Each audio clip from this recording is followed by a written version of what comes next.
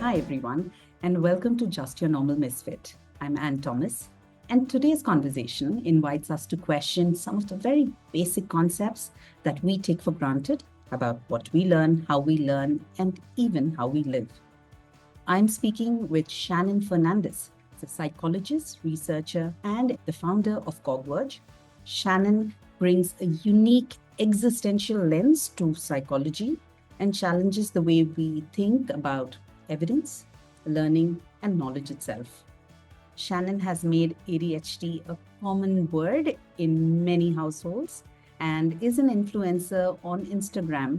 He brings ADHD, neurodivergence, and the challenges that come across when we talk about education, when we talk about labels, when we talk about even assessment. And he questions very many truths that get buried under labels and data. So if you've ever wondered, what does it mean to know something? This episode's for you. Shannon, it's super great to have you here. And tell us a little bit about your journey. How did you get into psychology? Existentialism is not a word you hear very regularly and easily. Tell us a little bit about that. When I was, I think, around 15 or something, I wanted to actually be an astrophysicist. I wanted to go into that, study stars, study the cosmos, and then I saw the amount of math required. I was like, maybe not. And luck would have it, that is what I do for a living now. I use advanced stats for a living. That is the irony of it. But I was familiarized with psych by this one priest actually who had a PhD in psych. And I found that pretty fascinating. So I started reading up a bit and I was like, okay, this seems like something I want to do. And I remember when I was in my bachelor's at Xavier's, the library was huge. Due to my social and anthro classes that I had along with psych, I would go and end up reading social texts, philosophical texts, and from them, for some reason, I was drawn towards existentialism. Something about it just felt right, felt necessary. I don't know, I was just drawn towards it. But I didn't think much of it back then. It was just like a hobby. Didn't think it would integrate with psych all that much. I did build a existential intelligence case. I got a review from Howard Gardner because it was his idea for it. Beyond that, I didn't think of it again for a while. I in fact dropped it for like a year, but then came back to it later. And now that is what I do. I take sessions as an existential therapist. Were you diagnosed at that point of time, or did that come much later? Diagnosis came in the first year of my master's when I was like 22. Okay. I already graduated like from psych, studied ADHD and stuff, but still did not click, still did not make sense. But I think, yeah, the first year of my master's, was like, okay, this is getting too much, too difficult to handle. And that's when I ended up going for a diagnosis. Okay. So, what are the challenges that you felt as someone with ADHD all of your childhood in the classroom while studying? Nothing popped up during school? It was the usual, not submitting things on time and stuff. But because my mother is a teacher as well, she was a teacher, she was pretty strict about things. So nothing was too out of the obvious, right? Nothing was something that they could detect so easily. And even with me, I was like, okay, I'm just a curious person. I like doing these things. And it seemed normal. But in hindsight, it turns out it was not very normal. That's not what every kid was doing. But it wasn't to a point where they thought that something was wrong or that he needs a diagnosis, because I was able to manage school. I was able to get good grades. And as I started going to the higher levels, the higher grades, I started losing more and more marks. It became more apparent to me, but that was blamed more on me, that I am not doing enough, or I am not doing well, or I am not putting in the effort. So it was still not out of the obvious, not to a point that, oh, something is wrong that we should get it checked. And relationships and friends, did you find challenges there? Because Oh yeah, definitely. Yeah. So how did that? The patterns that you see of interrupting, not being on time, understimulation, it gets in the way. Yeah, rejection sensitivity, biggest thing, biggest problem with being friends with someone who has ADHD, because you don't want to be with such a person. And I'll just be honest, you don't want to be around such a person because you don't feel good. You won't feel like, okay, I want to be with this person. It really gets in the way. You always feel like you're at odds with someone. You always feel like you're being excluded, being left out. And I saw this very dramatic shift in my relationships with people ever since I was able to get that rejection sensitivity under control. More people reach out, more people text, more people want to hang out. So it was definitely getting in the way. Okay. More than the other inattention, hyperactivity, those still don't affect as much as the emotional sides of it affect your relationships. Yeah. And I think that also impacts your entire well-being when you're in school and college, because everything is based on friendships and the people around you. And you're always Exactly. questioning yourself as to why somebody just doesn't enjoy hanging out with me. Because, yeah, I'm very surprised that you managed, but you were also very high intelligence, clearly, because you had this curiosity that was driving you and this innate need to know, and the books that you pick, the conversations that you are having with different people at that point of time. So I see that piece as well. Was that something that added to the challenges or made it more easier for you to mask? How did that work? It was both, because I was reading books above my age, right? I was reading my sister's textbooks. I was reading, she was 7 years older to me. I was reading her textbooks. I was reading books that my parents were like, okay, we can't teach you anymore in your stuff that you're learning now.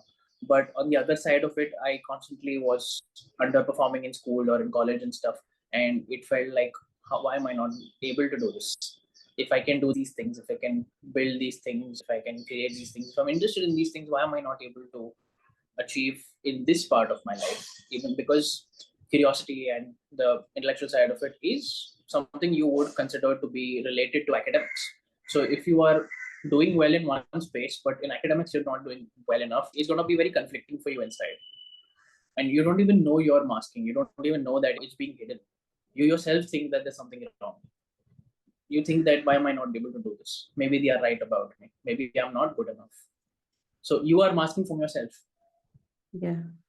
My son told me interestingly the other day, and he also goes through the same problems in the sense that far ahead in terms of his reading, in terms of his levels of conversation, everything, but he's not performing as well at school. And sometimes he doesn't even want to study for the exam, and his excuse is that because he can get away with it, right? If he studies and does not perform well, then everybody will know the reality that he's not good enough, because he believes that probably he's not good enough and this is the luck that has gone so far. If I don't study, I can just tell everybody that I didn't study and hence I got. If I tried, if I really tried, I could. Yeah, I could, but that's also some need for emotional safety more than anything else. You're safeguarding yourself from the disappointment that others may know, which is right now hidden within you. So from the outside, it's very easy for probably your mom or me to say that you're so brilliant that if you put in the effort, of course, there are challenges and you may not hit that space, but you might do pretty decently. But for you, it doesn't feel that way at that point of time. I'm actually surprised that your son is actually feeling this while still in school, because for me, this feeling came up when I was in college. Up until then, it wasn't that way. I was generally trying. So it's actually quite rare to see someone this young feeling this way, which is in a way good that they have that insight, but also bad because it can affect them. Yeah, it's too early. Yes. Were you in the same space in growing up? Were you based out of Bangalore? What was the history there? No, I have always been in Mumbai, born and brought up. Okay. I was in Bangalore for 2 years for my master's. Okay. All right. Okay. So I'm just wondering, were you alone in that whole process with your challenges, or did you find a lot more children or classmates dealing with this? I'm just looking at the numbers from when you were studying to now. How could it have changed? Honestly, I don't know many people around me who had it. Okay. Very few. Even when I was getting diagnosed, there was no one who was getting it, right? No one who could know what it's like to experience this. Later, once I got diagnosed and came out of it, and it made more sense. And I also found people who had it, but before, no. But I did have friends. I still do have friends. They're still my friends who were very curious, who were interested in different things, who wanted to see things differently. And surprise, surprise, they also have different diagnoses. So I guess people do get drawn to each other. But yeah, that's a good thing that I had. So I love the fact that you have managed to, I would say, rein in your focus and go behind it and been able to monetize it in multiple ways to create a company of your own called CogVerge. Could you tell us about that and how that journey started? Yeah, towards third semester of my master's, we were supposed to, if you're ever doing a master's in psych, your second year, they require you to do a internship, right? They require you to work somewhere. And I was working in this one place, in this HR position. It was good. I was one of the few people who was getting paid, who was not paying, which is pretty rare in the internship space. It was good. It was okay, but it made me realize that working for someone else, working 9 to 5 is not something I can do. Even if I try, even if I push myself, I'm not going to be happy. And at that point, I had built enough psychometric assessments for just for fun. And I thought to myself that, okay, this is a area that's not monetized all that much, because therapy startups, there's a lot of them, but psychometric startups, not really all that much. So we started building them. And the thing is, the entry to barrier is also quite high.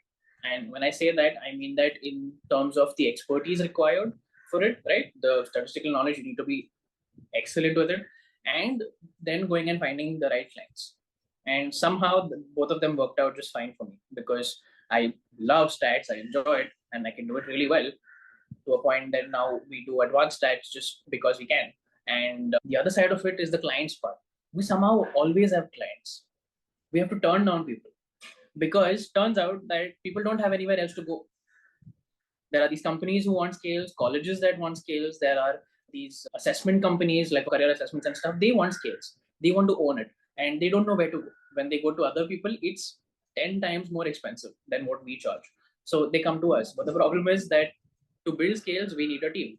And I have to train those teams to be able to make it. So right now we are at like a max capacity. I don't want to take on more and more people. Otherwise, it's a scaling problem.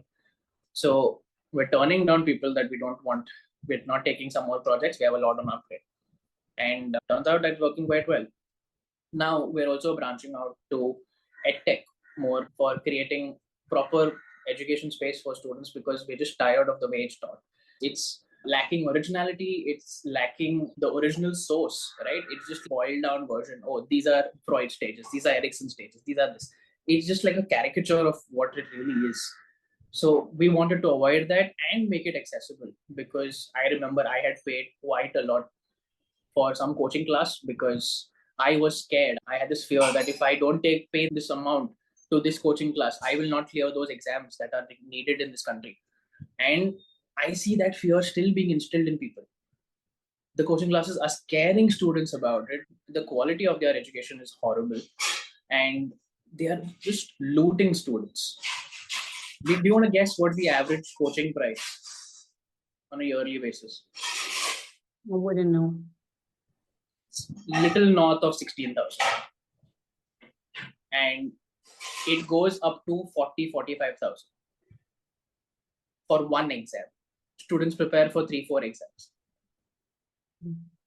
There are these kids who sign up for different classes for the exams that I don't want to name right now. And they're all around here, and they get dropped in the morning and they leave at night. And I'm just very concerned about their mental health, about their physical health, about everything, because they're so clocked in. Yeah. And that's exactly And what with these students, it's not even they have to go to classes, it's online for them. So the worst part is that they don't have to go anywhere. They bring it home with them. So most of them are like bachelor's, master's students who are in college from usually 7 in the morning till 6 in the evening. And then they come home and then they're again still studying. Why? Because the fear has been instilled that if you do not clear these exams, nothing will come out. Nothing will happen for you. You will not do enough. You will not do well in this country. You will not be able to earn enough. So that's my gripe with education in itself, right? Where we are constantly telling people, and to think that education as a piece is just about 100 odd years old. We've just asked people to stop thinking, right? I will ask you a question and you will respond to that question, and you will respond to it in a certain way. And hence, Yes. you respond to it in a certain way, will you get the marks? If you say Correct. you will not get the marks for it. And then at the same time, you put them into work, want them to think differently, think out of the box, while you have shut down their thinking for 15 to 16 years or 18 years, you've said, don't think, don't respond, don't ask questions, don't speak back to me. It's a very big challenge, and and it's going to end up with a lot more mental health challenges than anything else for everyone. Yeah. Do you feel that having ADHD and getting diagnosed at that point helped you look at your career and your life in a different way? Did that help in any way, or was this just something that happened by you realizing your strengths? It's actually a good thing, because once I realized that this is what it is, it meant that I don't have to push myself to fit into environments that others are thriving in. It means that I can now look for environments or create environments that are best for me, rather than keep convincing myself that, oh, I need to do more. I need to be able to fit in. You're so smart. How are you not able to do well in this? But instead of succumbing to that pressure, I get to create environments of my own, like my own company, where I can work, I can do different things. It's nice, it's peaceful. It's not that kind of pressure where I have to keep fitting into something that I'm not. How do you explain that to your family, to people around you? How did they cope with getting a diagnosis? And did it make sense to them, or did it be like, oh, what's going on here? It took my mom some time, because she was like, you always done so well in school. You were always so smart. You're always so, how is this possible? And she still has some trouble understanding it, but she does not oppose it. She does not. She was there for the diagnosis. She went through the entire process. She came for it. She was very cooperative, because even though she didn't understand it, it didn't make sense to her. She still wanted to, like, okay, whatever it is, we'll see what it is and we get through it. My friends do get it, so that's one good thing. They understand it. Because most of them are psychologists as well, and who are not also are familiar with it, and they have their own diagnosis, so they get the stuff. So family, friends was not really an issue for me, but I have come across people for whom it is a very big issue, because to get diagnosed, you need a family member. Usually, in most cases, you do need one, but their family refuses and they are not able to get a diagnosis, or they struggle to get a diagnosis because of it. So the diagnosis, as far as I know, and I've been seeing, is for ADHD is basically a sheet of paper or two sheets of paper which says 1, 2, 3, 4, how long have you had this issue, etc. And a family member fills it for you. And that's the basis. Or are there more versions of it, different versions of it? God, I hope it's not that. It should be more than that. It's never as simple as just like this paper thing. It should be. I remember with mine, it took 2 weeks to get diagnosed, and there were like 5 people: one main psychiatrist, a few social workers, psychiatric social workers, clinical psychologists. And once they did a thorough 2 hour check with my family history, with all my history, with talking to my parents alone, talking to me alone, going over my past, like over my childhood, how I was, to recount events, to build a timeline, and then also give me a scale to fill the paper, right, with the symptoms, and then have another psychiatrist cross check, and then finally I got a diagnosis when the senior psychiatrist agreed. And I think this makes it more thorough than just a sheet of paper. Filling in a paper is largely the way, when I say a paper, it's a complex They do it. sheet which tells. I get it. Yeah.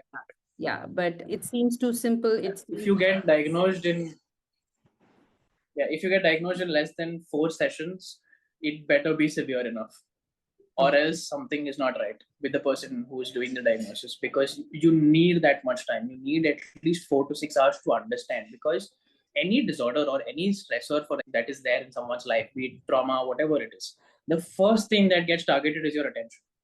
Yeah. The first thing to be targeted.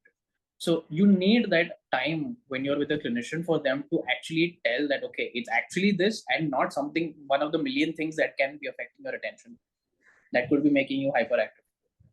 And it needs that time, that space to be able to first understand their lives. So if any clinician is doing it in that short time, in let's say 2 sessions or even 1 session, it's a red flag.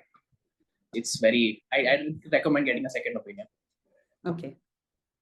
How important is it to get a diagnosis? Since you've been on both sides, knowing that you have ADHD does not really change the challenges for you. The challenges continue to exist. If you do not have the opportunity to get an assessment or the network to get the assessment, because here I'm looking at Shannon. Shannon was a master's student in psychology. and had the network of everybody inside. Or psychologists are not really that popular people across our country, and there's so much shame around that piece. If that access is a problem, what would you advise people to do if they know that something is amiss? So the thing is, this is a tricky space because I know finance is the biggest block to access, and it was for me as well. Because if diagnosis is gonna take 6-7 weeks, I cannot pay that much. And I remember going to Nimhans for that in Bangalore, which charged me like 10 rupees per consultant, like per consultation, because it's a government hospital, it's affordable. So usually for someone who finds finance to be a block, I would recommend pro bono clinicians or hospitals or something like that that do offer. The only problem is like hunting these down. It's a little difficult to know that okay, someone is living in Hyderabad, who do I go to? So that is the problem, that I don't know who to go to. Correct. And even if I want to. So that's something, I don't know, there's a gap, I guess, between the people and the people who can help, who can get the diagnosis, who can actually check, who can verify. So that gap, we're not sure how to bridge yet. We're still thinking about it. We're still brainstorming. There's people who create like lists, like Excel sheets and stuff to connect, but that's still not getting to people. That's still not getting across to the, like the anthro student, for example. It's not going to reach them. So that gap is, I think it has to be solved at a more systemic level. But for someone who is just finding that something is amiss, if diagnosis is an option available to you, I would recommend it. I would recommend going for it because it takes away that uncertainty. It takes away the way you're framing things for yourself. You stop blaming yourself in a way. But go back to your situation, Shan. You were doing really well in school, right? And then Really well. okay, whichever, you were doing well, okay, Yeah. on average. And that was okay. You were not like being pulled up. You were the average kid, not getting called constantly. Because if you're severely challenged with ADHD, then you get pulled up constantly, right? So we fly under the radar. You fly under the radar. Yeah. And suddenly you felt that, okay, it's not even working that much. Things are going, my marks are dropping. I should have been doing better. When you went higher levels, things started seeming more difficult. But at no point of time did you think, okay, this is ADHD, despite have been a psychology student. So how do our people consider that it's not laziness, it's not them being disruptive, it's not their doing? How does one consider that it could be something more than just a challenge for the time being? See, if someone does not know that this is something that's a disorder, it's difficult for them to even conceptualize that something is wrong, that such a thing exists. Or they might be aware that such a thing exists and they might not equate it with themselves the way I did. I studied psych for 3 years and I never equated it with myself. People who usually come for diagnosis are only people who feel like, okay, it's getting out of hand. Things are not working out well. I need to go and do something. And I'm not sure how to bridge that gap. There's a space called as rehabilitation psych where people are working with communities to bring it, like working with schools, working like trying to do an early screening and stuff. But that also has its downsides because you're going to have more false positives. Yeah. People who don't have ADHD are going to get flagged. So it's quite tricky to solve this at such a huge level. There's no one fit solution. Many of us go to, especially women, when they do go to a counselor and say, I'm having challenges, they usually put it to anxiety. They give so many other names to the problem and never get diagnosed with ADHD. And that's a common problem that you see. So I was just wondering, how is it that we can tell people that there is in that case, it's not even the person. Yeah. In that case, I think the first person that needs to be targeted is the professional. Correct. It's the professional because they are liable for it before we even reach the person. Reaching the person would be great, but in that case, the very first person who needs to be targeted is the professional, because I have seen the way professionals diagnose. They tell people that, oh, you have done so well in school, you don't have ADHD, which is ridiculous. Yeah. They tell women that, oh, you have attention problems, you have impulsivity problems. It's quite likely it's a borderline personality. They do this with women very often, or they blame it on trauma. So here, the very first thing is we need the professional to understand what it's like to have ADHD. It's not a child who cannot focus. It's not a child who cannot sit in one place. For an adult, it's not going to work. The same formula is not going to work. I had this very beautiful analogy that someone gave me, that my leg is itching, and just because I'm not scratching, you're telling me I have no itch. And that's what it's like to have ADHD, because it's there within, but just because you cannot see it, you're telling me it's not there. And we need professionals who can look at that, who can understand the itch that is there inside. But because they're not willing to look at it, because you're not scratching your leg, they just like dismiss it away. So the very first target is these people, because till we fix them, no matter how much we go to the people, it's not going to help, because these guys are only like this. What is ADHD? If you had to explain it to somebody, what would that definition be? Because the name doesn't help either. Oh yeah, that is true. So the name is also more like in terms of the two things that are seen more commonly. So I'll give it that benefit of the doubt that it's like an average. The name is like an average. That on average people tend to have attention problems or hyperactivity problems. Okay, I'll give it that. The name ADHD, I can grant it some leeway. But explaining ADHD, oh my god, I would actually label it as a motivation issue.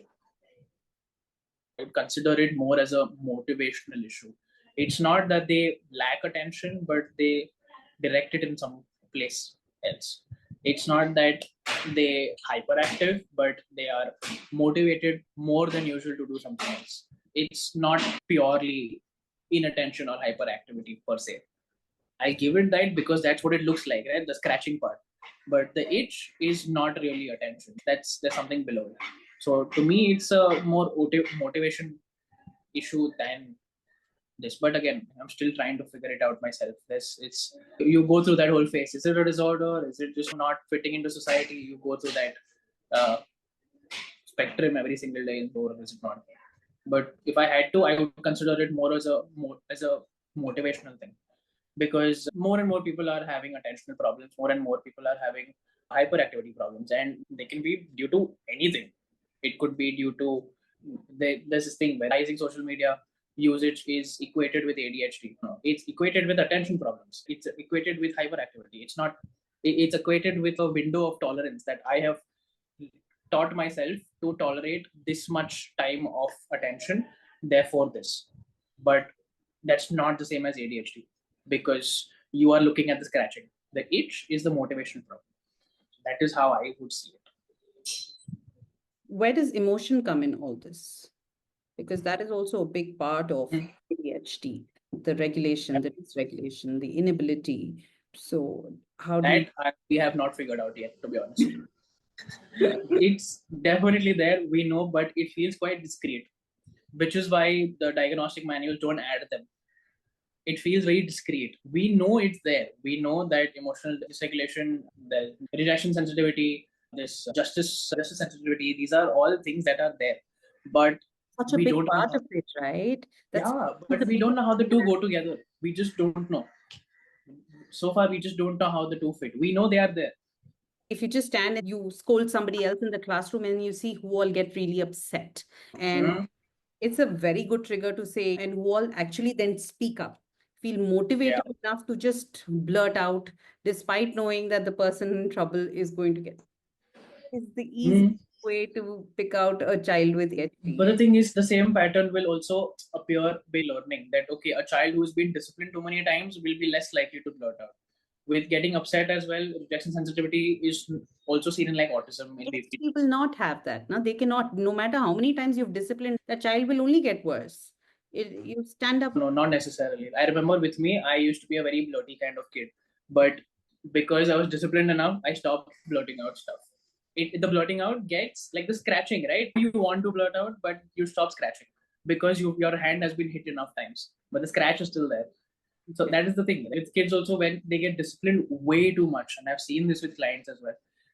They don't realize they have ADHD till they get out of their house where no one is there to discipline them. No one is there to smack their hand again because the itch has not gone, but they can now scratch it. So it's not that like easy also as with kids also. It really depends from child to child. Like with women, they tend to be disciplined way more restrictions are put. as compared to like boys. So that's why you see kids like boys getting diagnosed way more than with girls. Does that mean that boys have ADHD more than girls? No, not necessarily. Yeah. But the demands, the expectations from female children is just significantly higher, way higher. Yeah. So I remember that every time that I would get upset, no matter what it was, whether I'm too happy, whether I'm angry, whether I'm actually sad, the tears will just come across. It will just start flowing, and I have no control on them. And that will trigger another response saying that there you've started another that cycle that continues, and you beat yourself up for crying. And you wish, I just wish I didn't have a tear duct. I should get it removed. But just that process where you are bullied for the fact that you cannot control your tears. So that is my ADHD tell, for example. So it's very different for different people. For different people, it just comes out differently. Yeah, it's just very challenging. Tell me about the ADHD Instagram journey. How did that happen? I think once I was diagnosed, I started making content, and I didn't want to make the generic, oh, this is what the research says for thing, or this 5 symptoms, 5 signs you have it. So I wanted to make content on like how I got diagnosed, what it's like having it, what it's like experiencing meds. There's 2 videos I have on, one is on like stimulants, one is on non-stimulants, which I had done.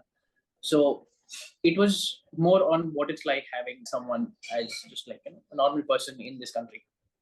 What do you do? Where do you go? The things that you learn, right? For example, I learned that getting stimulants during the month of March is nearly impossible because it's the end of the financial year and they don't send more till the next year is like next financial year starts. And you don't learn such stuff when you're like learning about the disorder and stuff. But it's just something very interesting to know. And the pharmacy dude was also telling me that they have not sent across the billing because they'll send it on like 1st April. So you can come at that point. Like once April starts, they'll send it across because otherwise it counts from the previous financial year, and they don't want to add that now. So you don't learn these things like unless you're And that is actually tabulated in terms of mental health and well-being. Yeah. Because you for that then 2 weeks then you have to go without meds and you're wondering what now. And the problem is that if you're going 2 weeks without meds, you might have to start it all over again because you're already at a higher dose. You can't just start it again. So you have to stock up beforehand to know this kind of a thing. Yeah, that's disastrous. And you get certain medicines here and you won't get it in another state. And if you're traveling, so those. And the thing is, you won't even get these meds like everywhere. There's like very specific pharmacies that have the license to sell these drugs. So if you don't go to these places, if you don't know where these places are, you're practically screwed because you can't even find them so easily. Yeah. I found one place because my psychiatrist told me that this is where you would get it. Yeah. Besides that, I went looking near me. I could not find it. Yeah. I searched on Google. I asked 10 different pharmacies. None of them had it. None of them knew where to get it. So what are the challenges that you found with meds, just using them? And why are people so hassled with the fact that they have to have a medication? Is it the addiction piece? Is it the concern about dependence? What that you have learned with your clients? I think it's almost always the idea of putting something we don't understand inside our body. But we pop combiflams, we pop up paracetamol, we pop up everything. That's very normal. Yeah. Like when you're taking a paracetamol or something, it feels normal because it's not going to we don't assume, oh, it's going to my brain to, do something like this, to change the structure, to do something. We don't see it as a stomach ache or something. I'll just get a paracetamol. I'm having a headache or something. I'm having fever, whatever. I have a cold. But when you're taking a drug for ADHD, you realize that it's meant for your brain. When I'm taking like Crocin or something, I know it's meant for my cold. Even though technically it's still going to my brain only. It's still going, it's going there to stop the pain. all drugs go to the brain. But for some reason, the ADHD drug is, it'll go to the brain. It'll affect my personality. It'll take away who I am. And plus on top of that, there's going to be side effects. So that the uncertainty of what it's going to do. When I take a paracetamol, when I take a cold medicine, I know it's going to take away my cold.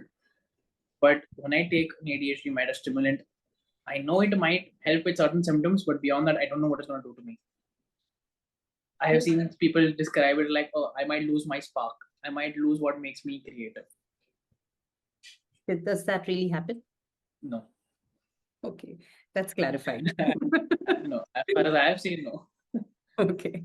I was reading a book where it says actually psychiatric medicines are the best and the safest to take because they're the most tested across the world compared to any of the medicines that you end up having. Yeah, Only that I will. about I'll tell you why it's actually safer. It's not even the meds really. It's the fact that you have a dedicated professional who's monitoring it. When I take my psychiatric meds, I have to go and do blood checkup every 6 months. I have to do an ECG, check my CBC, liver function test to check that it's going on. And the second it goes up, we stop it. But with other meds, there's no one monitoring it. So I'm going to keep popping it and then things just get worse. So the fact that there's someone who's actually there and monitoring it and seeing that everything is working fine is what makes it safe. So it's like jumping off a plane with a parachute, as opposed to jumping just off a plane with not knowing how it's going to go. So that is what makes it safe, as opposed to the chemical composition really. That the fact that there's someone who's actually checking that is the med harming you. If it's harming you, they just want to stop it, which prevents it from being harmful. So that is the thing with any psychiatric med, and with a good professional, hopefully, in this country. So what happened? What was the reaction to creating an ADHD-based community? What was the kind of feedback that you got? I come across different people, different backgrounds, people who are looking for a diagnosis, people are looking for what to do, how to go ahead with this, how to live their lives, people who are against meds, people who are against therapy. It's all flavors of people. People who don't believe ADHD exists, people come and tell me that ADHD is a superpower. And some of them don't even have ADHD or have ADHD and come from a very privileged class that they can follow whatever they want. Over time, you learn that it's just about them. You just let them have it. Just okay. And you continue making for a larger audience, because that is the problem. That who are you making for? Are you making for everyone with ADHD? Are you making for a smaller class? So I have just learned that it's easier to just share my experience. If you find that helpful, if you find that useful, if you feel that something fits, something clicks, awesome. If it does not, awesome. Move on to the next post. That's it. As simple as possible. That still draws in people who disagree on different things, but I just tend to ignore these. Misconceptions. What are the common misconceptions that you've heard about ADHD? That is not real. That just the other day I came across this post by a senior psychoanalyst saying that it's not real, that it can be explained by other things, that it does not fit the criteria for disorder.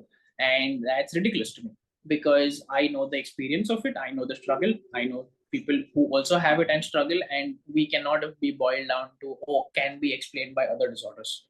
So that is a bigger thing. It's not even like someone else who does not know about the field who's commenting. It's people from our own who are breaking the house. It's people inside the house who's throwing stones at the windows. So that is the problem.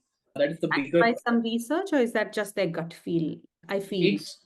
No, they are backing it based on some literature, but that itself is flawed. That itself is not really valid. It's more theoretical as a piece. The person is clearly well read, understands the basics, clearly does have a good amount of insight, which is what makes it a problem. That despite this, you are not willing to consider the experience of people who are going through it, not willing to consider the millions and millions of papers that are published in the past, let's say, 3 decades. It just makes the ones that, like teachers and principals who are waiting to hear that, jump on the wagon and say, yeah, and just dismiss everybody's emotions and their life and their experiences so easily. Which is why I was saying we need to target professionals first, because it's easier then to reach people to in a way the ones that are usually in front of bigger crowds, right? Clergy people or teachers, principals, office managers, etc. These people are the ones who tend to approve certain things like with insurance or employee benefits. So these are the ones who are making the decision. Once you have the professionals doing a good job, it's easier to reach out to these people and to the rest of the crowd, as opposed to going and educating each and every single person and trying to figure it out. But if the professionals are only not doing a good job, they themselves are like insisting on breaking the house from within. So it's difficult to then reach out to the common person who just wants to get diagnosed and move on with their life. So 2 misconceptions that you've told me very clearly. 1, ADHD does not exist. 2, that if you have done well in school, then it's not really ADHD. Very common with professionals that, someone was told that, you got 90% in your 10th boards, you cannot have ADHD. You have graduated college, therefore you cannot have ADHD. You have been doing well in school, you have this, you scored this much on an IQ score, therefore you cannot have ADHD. And that's absolutely nonsense. That's ridiculous. It is in no shape or form bearing over whether someone has ADHD or not. I have a master's degree, 3 years of bachelor's, 2 years of master's. I plan on studying more. I plan on getting a PhD. There's people with ADHD who have PhDs, multiple PhDs. So it's no criteria for disqualification, but still they consider it. So it's these people who need to be targeted first, more than even the general audience. Because if these people are able to sort okay, this is what ADHD really is, it's easier to then bust the myths that the lay people have, because they themselves may not understand it well enough, because we ourselves don't understand well enough. So if the source only is rotten, how can we expect the people who eat it to be healthy? Yeah, it defeats everything when the people that you go to for help make things worse for you by ridiculing you or dismissing you or refusing to understand what you're going through. And despite years of education, why does that happen? Why is this? What is the systemic problem there? Because of the way we are taught, because of the education. It itself does not see ADHD beyond those 4 or 5 lines of the SM criteria. It will draw a clinical picture, it will draw it. And I'm not saying that every clinician is bad. Some do get, like some colleges are incredibly well trained with neurodevelopment, they see it quite well. But they see this much more often with children. And adultly, you're seeing an increase only now in the past, let's say 4 or 5 years, you're seeing a very dramatic jump. So what they are doing is they are seeing that we have seen this with children. Who are the children that even come for a diagnosis? The one you said that do not fly below the radar, that are getting pulled out. Yeah. And they are seeing these people and are trying to generalize that with adults as well. They are saying that you are not getting pulled out, therefore you don't have it. But they don't realize that they did not get pulled out when they were kids, which is why they're here today. So it just does not make sense. We need better diagnostic systems, better psychometric assessments for adult ADHD. We have certain scales like the DIVA assessment, the interview assessment, the scale, but we need better to be able to distinguish between these people for who always flew under the radar, because we don't want them flying under the radar when we are diagnosing. That's so why if a clinician is diagnosing, we don't want them to be missed. Is that the reason CogVerge came into place, that you could work on these? And have you been able to work on these issues? For now, we are not making scales on ADHD, but I would like to later. I have a few plans, because right now I'm not a clinician yet. I can't diagnose, I don't diagnose. But I would like to be a clinician. I would like to be able to make scales and have better diagnostic systems in place. And in the future, a goal of CogVerge would be accurate assessment of ADHD based on their experience. Based on good empirical evidence, based on trying to distinguish it from other disorders. Because if you are anxious, if you have, let's say, generalized anxiety, you are not going to be able to focus. You are going to be very hyperactive. So do I have systems in place that can differentiate that? So that is going to be a goal in the next 10 years that I would love to focus on.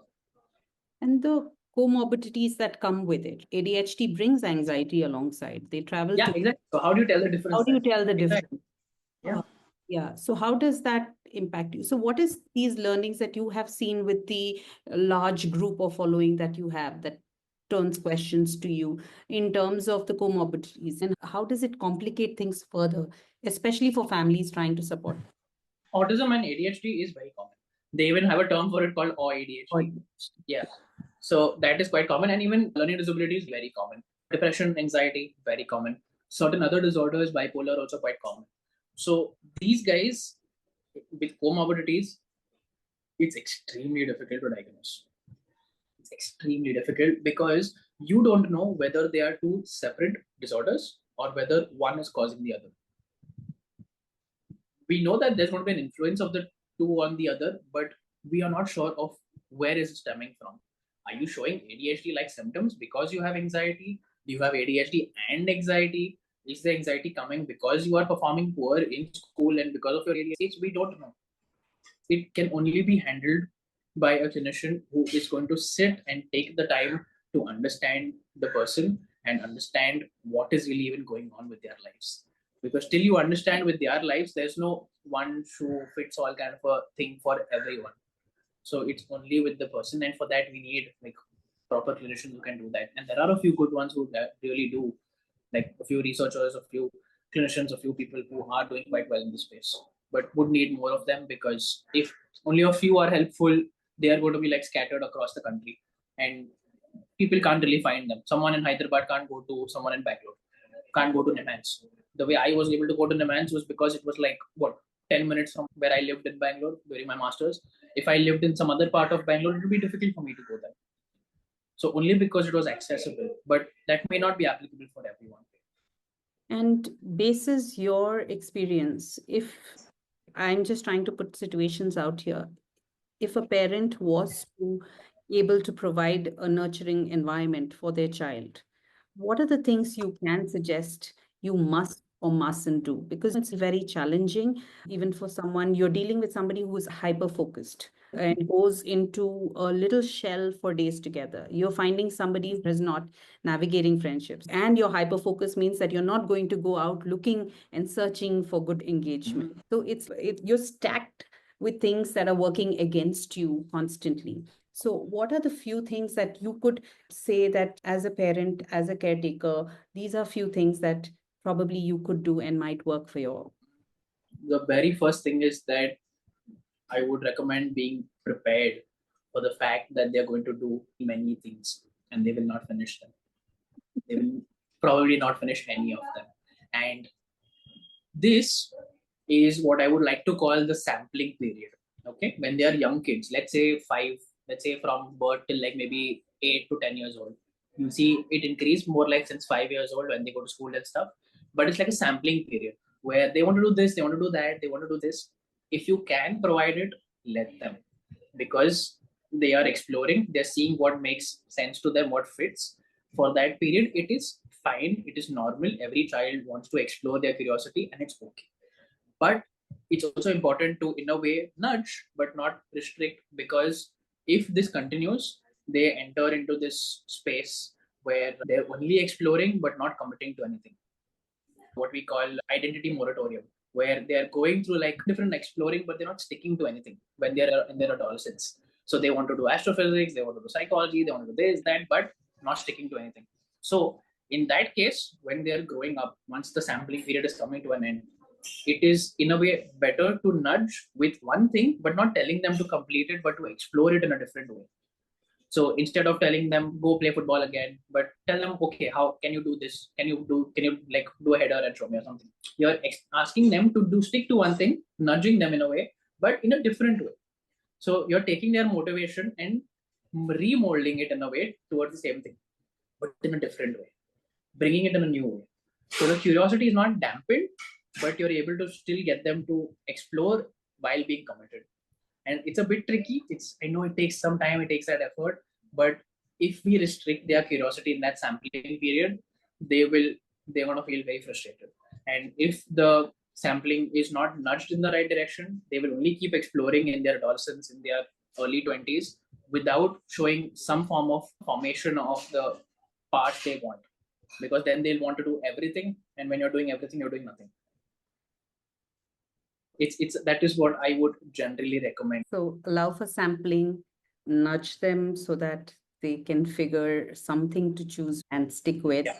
And do it in that tricky way that they do not feel pushed, but interested, in a way that you're encouraging them rather than forcing them. Yeah. There's a book I can recommend for this. It's called Range by David Epstein. It's not a book for ADHD. It's a book just for like children in general, to be noted. Because sometimes what parents do is they hear about this 10,000 rule. So they're like, okay, piano practice or guitar practice or cricket practice every single morning. Now, since childhood, because every child of ours will now become Sachin Tendulkar or something. But it's a very beautiful book by him on the necessity of a sampling period for a child. Like, even if you don't want to read the book, he has a beautiful 12-minute talk on YouTube. David Epstein, very beautiful. It's necessary for every parent, but for a ADHD parent especially, that the sampling and the exploring of the identity and then able to stick to it, very important. Because if that does not line, it's going to affect the child quite heavily. So this morning I was reading this book about ADHD, what everyone needs to know.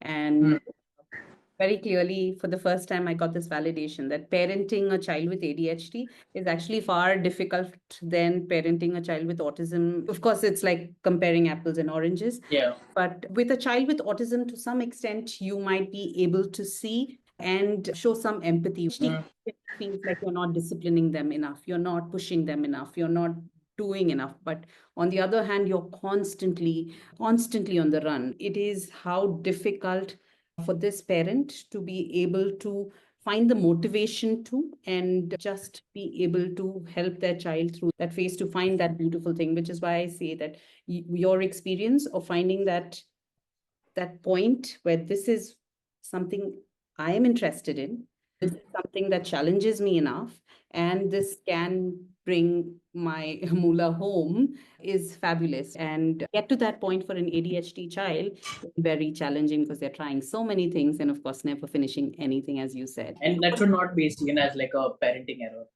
or a Yeah. parenting fault. That it's my fault that I have not disciplined enough. But it's a beautiful thing if your child is still curious, is still sampling, is still allowing themselves to pursue something else if they fail in one regard. Because what's more beautiful than that? That they failed in completing one thing, but they're still willing to try something else. That's a parenting success. True. Because if your child fails at something and then they quit and they don't want to pursue anything else again, that is concerning. That is a problem. But if they're ready to get up again and let's say try something else, so new day, new me, let's figure out something else, new hobby, fine. During sampling period, that's a very good thing for any child, not even ADHD child. For any child, it's a good thing. So that's a very interesting way of looking at things in terms of sampling. I've never really considered that this is what we are doing. And some of the interests are so peculiar, at least from my experience. If you could say that there is one thing that you could do from tomorrow that could help you do things better, what would that be? What advice would that be? I would say that your idea of success may not align with your child's. Because with an ADHD child, an ADHD adolescent, or an ADHD adult, their idea of success, if it is not hammered into them that you have to do this to be successful, but generally their idea of success is that I like doing this and I want to keep doing these things. And it's in the moment that they have fun. As a kid, I used to open up toy cars to understand how they worked. It wasn't because I wanted to be an engineer. It wasn't because I wanted to be a mechanic or something. Because I wanted to figure out right now in this moment what is going on. So if your child is showing an interest with, say, with football or something, I would recommend letting them just in the moment having that, rather than telling them, oh, you can be a great footballer or football player, or you can be a great engineer just because they are playing with screwdriver or something, or because they are academic, you can tell them, oh, you can be a scientist. Let the whole point of a sampling is that you let them have it in that moment. It's about doing, not becoming. With a person with ADHD, they just want to do things. But when you tell them that you are doing this to become something, gone. But parents' idea of success is with becoming, that you are going to become this, you'll work, you'll get this, have kids and all. For someone with ADHD, you just want to do something. It's in the moment with them. If you push something too much in the future, that okay, you're going to do this every single day now, open up cars, learn how it works, gone. They're not going to do it. So that is something that I would recommend splitting in a way that your idea of becoming, if it is forced on the child, they will just drop everything. Because to them, something like opening up a car is fun. They're not thinking that I'll open up this car so that 10 years down the line I can do engineering. It's right now I want to do this. That is something I would recommend. And for the child or the adult? Same for an adult as well, but with an adult also, it's less parent, more you. So you have to figure out that am I doing this because I like it, or am I doing it because other people have told me I have to do it so that I can become something. And when you get out of that, I don't want to do this because of other people have told it on me, it's slightly more liberating. But it's also a privileged stance because most people are working for, well, to keep their house running. Most people are the breadwinners. So it's difficult for them also to be able to just do things without the pressure of running a home. And it's a little tricky there, but it is possible. If you're not able to find the right space, you can always create it. That, okay, I am tired of the way things are arranged around here and I will do things differently. Like with my company, I have hired people who complement me in a way. If I am bad with attention and with like organization with deadlines, they are amazing at it. Very conscientious people, very attention oriented. So I get to craft environment that suits me, that takes things that I am good at, like with vision, with creating, with doing things, and also without the bad part of it of being able to complete things on time. There are people who can handle the other things, the execution. So if you are able to create that space, go for it. That involves a lot of self-awareness and Yeah. acknowledgement. Do you think it comes intuitively? Takes a while. Takes a while. Sometimes. Yeah. It You have to does wait. not. Yeah. It comes with an experience. There's no like timer that okay, in 2 years you get it, but it's like a trial and error. Right. That okay, this does not work, which is why the sampling is necessary, because that is the trial and error. If the child is denied that trial and error, they're trial and erroring in like 20s, which is also okay, better late than never, but it's also the period where they start accepting responsibility, start expecting expectations and demands from them. Most of them by 23, 24, 25, they are now starting to contribute to their household. So if they are doing trial and error during this phase, it's going to make things very difficult. Then you see things like burnout, anxiety, depression, etc. also come. And did your writing of the book come as part of your learnings here, or this was a project that you started and you had to get it out? What was it like? That came out of pure frustration with the way research and statistics is done in this country, and wanted to better that, because once that is better, we can have better research for good number of disorders, with ADHD also, with scales being built for it, with psychological variables, as opposed to like millions and millions of bad quality papers. Even if we have 100 of good quality papers, they mean something. So that's just where that comes from. Because I have seen my research books, and even though I am well versed with stats, they were just a nightmare to me to read. I was like, I know this, and this is such a horrible thing to read because I don't understand what you're saying. I know the concept and I don't understand what you're saying because it's just so poorly written. And then students also end up doing it poorly because it's a garbage in, garbage out. So want to avoid that, which is why also we were moving towards to avoid that garbage in, garbage out kind of thing. So that's the next step for your company? Yes. We're hoping to make sure that students get access to education, mainly psych for right now, but for preparing for entrances and stuff, that's good. That means something, that's meaningful. That's not just, okay, these are the people, these are the theories, these are the concepts, but it means something. It connects in a way, it's relational. Because to us, knowledge is not something that can be given to you.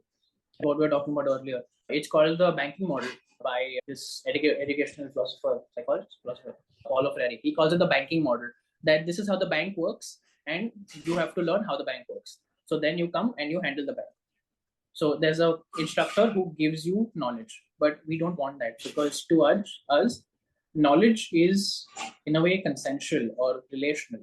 The only reason you and I agree that the world exists is like we know that the world exists because we agree that the world exists. There is no other reason. You cannot trust your senses. How do I know I'm not hallucinating a bird in the sky? Because you can see the bird in the sky. A third person can see an elephant in the sky, but we both can't. So we're going to call that person like, oh, he's hallucinating. So knowledge is not fixed. To that person, the elephant is real, just the way to me the bird is real.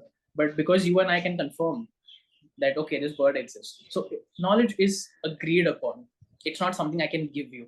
It's something you and I have to agree upon. That you and I agree, that's why this thing is so. And I want psychology to be taught that way. Because when you and your client are sitting, you are not saying that I see these symptoms in you, therefore you have these.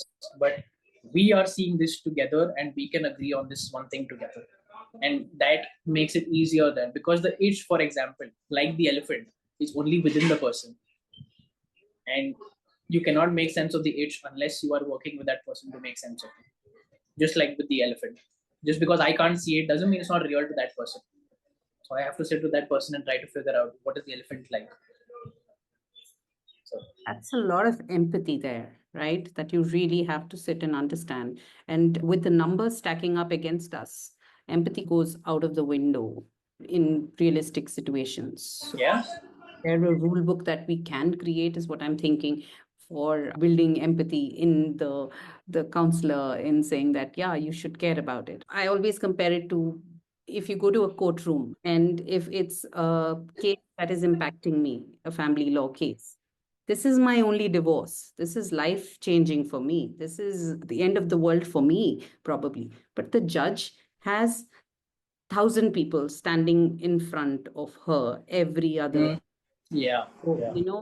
what seems like such a personal problem is not really personal. It's an everyday problem. It's a very challenging problem to solve. This happens very often with psychologists. They see so many problems with doctors as well. And usually psychologists and psychiatrists try to avoid this, but sometimes they're just so fatigued. Like when you're working a hospital shift, you're so burnt out, you don't have the energy or the time to give it.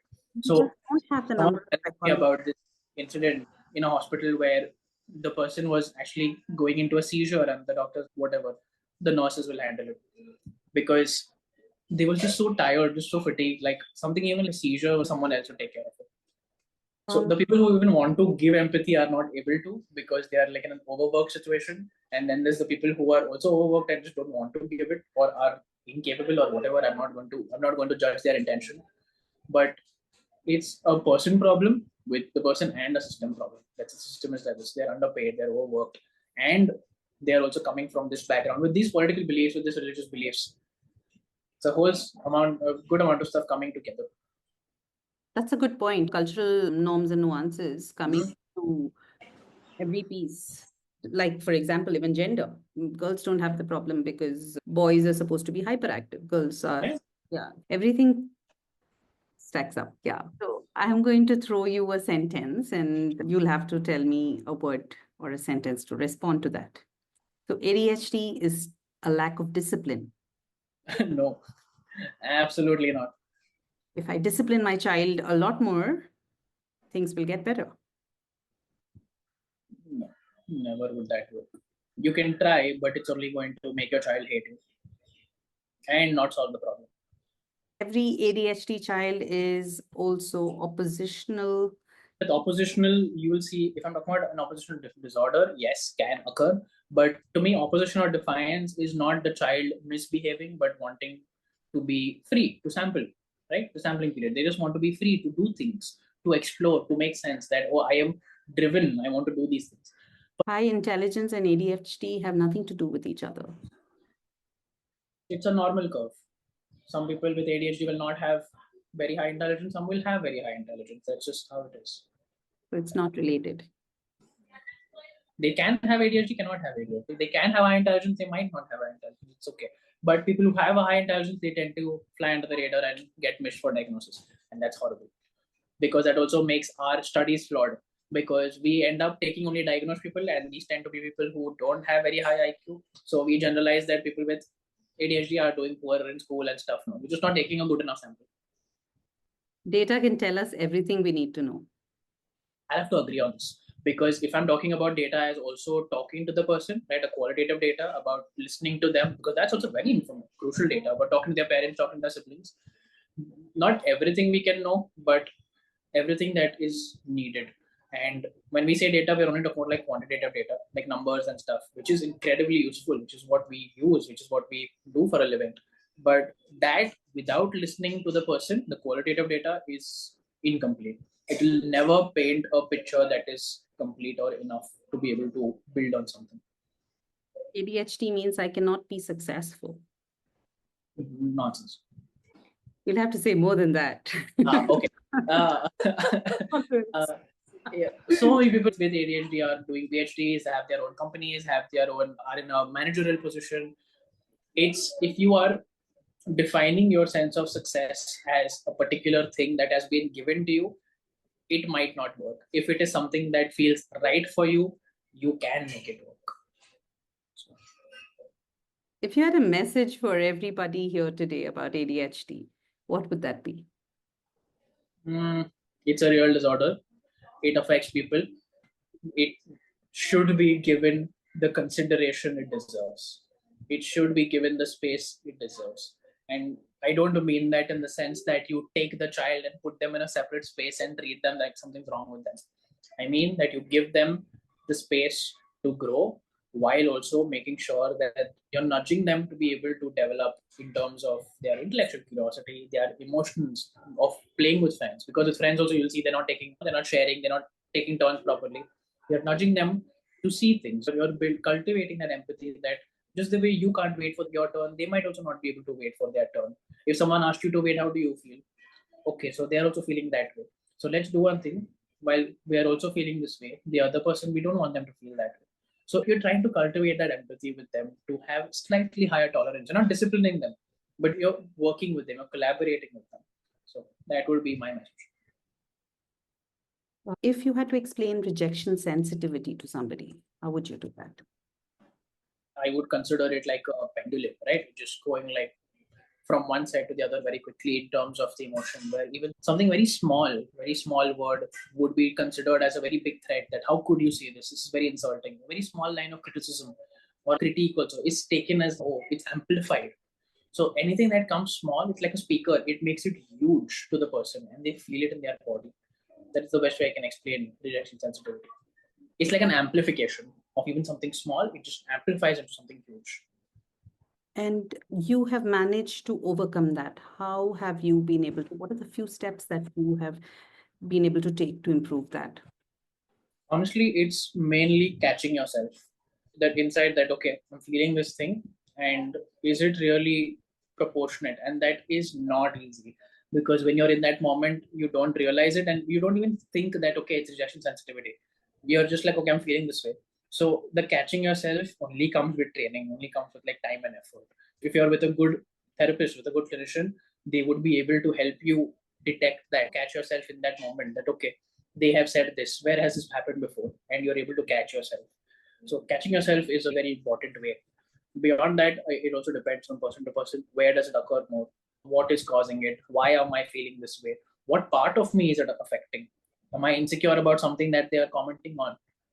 So that all of them require different ways of approaching it. Understood. And another aspect of ADHD that you mentioned quite a few times, injustice, right? The sense of injustice, being very highly cued on injustice. How does one work around that, according to you? What I have come to accept is that no matter what I say, no matter how much we try to explain it to someone, the world will always seem unfair. And it's not like a resignation or a helplessness, but you're trying to realize that, okay, I have only certain amount of inner day. I can spend this year with this person not agreeing or this person not willing to listen, willing to even communicate. If they're willing to communicate, awesome, it will lead to something beautiful. But if they're not even willing to hear you out, they're not even willing to communicate, might as well use this limited energy, right, and put it somewhere else. There's this spoon theory example that they give, that people with ADHD, autism, chronic diseases, they have less amount of energy. If a person has 5 spoons, a person with ADHD might have 3 spoons. Or a task like writing an email might take out all 3 spoons, whereas for someone else, a neurotypical, it might take only 1 spoon. So if you have a few spoons and this argument is going to take 3 of them out, and you have some other work to do, might as well prioritize the spoons that you have for other stuff. If someone is advised to medication, how do you explain, how do you tell them to go about that process? What are the healthy ways to manage that shift to medication? Firstly, the meds are never meant to be long term, almost never. They are meant to act like the training wheels on your bicycle, that while you are getting your life on track, right? Because people who usually end up also going to a psychiatrist are at a point where everything is a mess. When you are going there, it's just like a training wheel so that you can learn how to pedal, how to deal with your boredom, with your understimulation, with your tolerance, with your rejection sensitivity, so that once the meds are off, you can ride the bicycle by yourself. And with the meds, it's always best to tell your psychiatrist everything you're feeling. If you feel it's not working, they will try to lower the dose or they might consider switching. With me, I knew that non-stimulants were not working and I pitched it to them that let's just switch. I cannot do this anymore. I want to switch to stimulants. And this was pitched in November. And after giving it like a while and trying to go through the tests and stuff, we finally switched to stimulants in Feb. So your psychiatrist will listen to you. It is the process of reaching a med that works for you is a collaborative process. If the side effects get too much, if you feel like it's affecting your personality or something, you can always tell them and you can find out on your way. There's no shortage. So if you have a good therapist, they would collaborate with you on that. A good psychiatrist, a good therapist, they would collaborate with you on that. Keep throwing questions into my head. Define a good therapist. Define a good therapist or a good psychiatrist. Oh boy. One that does not stereotype ADHD as something, but understand that it is deeply personal. And it's just not like these set of symptoms that you could be, but it's like a boundary and you could be anywhere within that. Could be, you could, because you're showing up in different forms, you're coming from different parts of the country, you're coming from like different genders, different backgrounds, it will manifest in so many different ways. And they're open to that. They're open to the idea that it could be this, despite it showing up in a different way. You are not scratching your leg, but you could still have it. You are scratching your leg with a scratcher and you could still have it. But they are willing to admit that the itch is there. They're not eager to just restrict you or dismiss it. If they are restricting or dismissing, not willing to consider your life, not willing to properly investigate, in the first only session they tell you it's not there.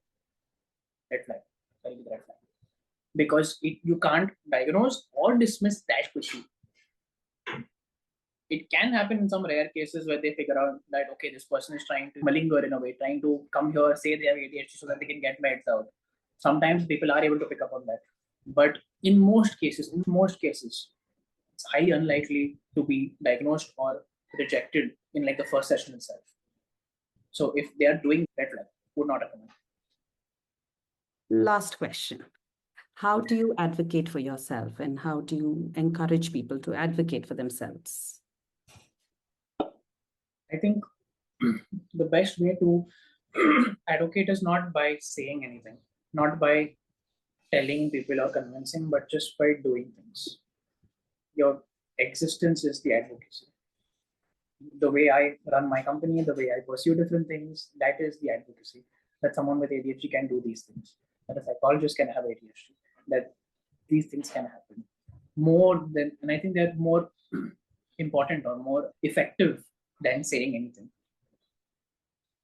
No amount of social activism can replace seeing people with ADHD do things that they want. And it gives others also a hope that if someone with this disorder can live their lives they want, the way they want without fear, maybe we can too. That's all. That was fabulous. Thank you so much. Is there anything else that you would like to add or say? Just that don't be afraid to seek help if necessary. There are a lot of good people, a lot of good therapists that you will be able to find with search on the internet. You will be able to come across. They offer online as well if you can't travel. There are people who can help. That's all. Find the help you need. Yes. Not even get medicated or to get therapy, just sometimes also just get the certainty. To stop framing it as a you problem and framing it properly as, okay, this is what needs to be done. That's very valuable. And thank you so much, Shannon. I think sometimes it's not about knowing all the answers, but being prepared to, as you say, sample, try out different things, do different things and find out what works for you. And to just have that journey together and not feel alone in it is very important. And the fact that you have created an entire community that can talk about ADHD comfortably, ask questions without hesitation. Even if there are naysayers, there are at least 1,000 more people who are feeling validated by your journey. So I think it's an absolutely fabulous journey that you've started, and it's been really good to have this conversation and have you speak up. Thank you. Thank you for having me also. I'm glad you're doing this. Thank you so much. In a world that demands certainty, perhaps one of the bravest things to do is to stay curious, stay skeptical, and stay open. If today's conversation made you rethink even one assumption about ADHD, how we learn, how we engage with people, I hope you'll carry that questioning spirit forward, just like Shannon does. Thank you.